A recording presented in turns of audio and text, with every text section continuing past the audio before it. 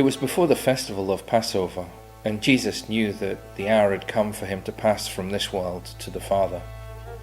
He'd always loved those who were in this world, but now he showed how perfect his love was. They were at supper, and the devil had already put it into the mind of Judas Iscariot, son of Simon, to betray him. Jesus knew that the Father had put everything into his hands, and that he had come from God and was returning to God. And he got up from table, removed his outer garment, and taking a towel, wrapped it around his waist.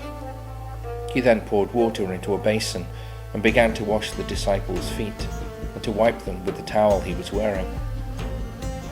He came to Simon Peter, who said to him, "Lord, are you going to wash my feet?" Jesus answered, "At the moment you do not know what I am doing, but later you will understand." "Never," said Peter.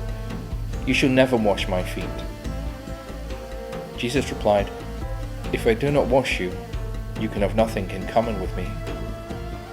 "Then, Lord," said Simon Peter, "not only my feet, but my hands and my head as well." Jesus said, "No one who has taken a bath needs washing. He is clean all over. You too are clean, though not all of you are." He knew who it was who was going to betray him. That was why he said, "Though not all of you are." When he had washed their feet and put his clothes on again, he went back to the table. "Do you understand," he said, "what I have done to you?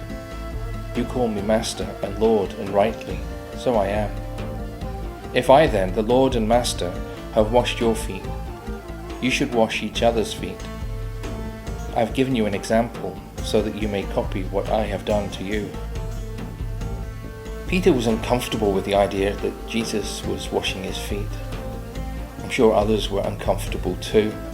I'm sure there wasn't one of them who wouldn't have been more comfortable washing the feet of Jesus than having him wash theirs. Maybe that was part of Jesus' lesson of humility too. Not so much the greatest taking the place of the least, but that there isn't a greatest and a least.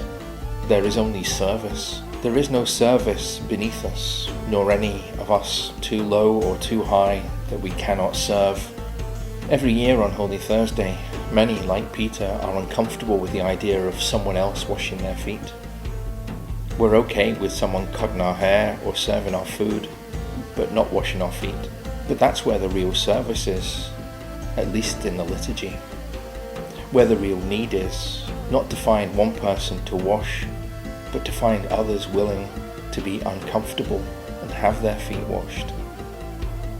Jesus didn't pick a symbolic few from among the disciples. He washed them all.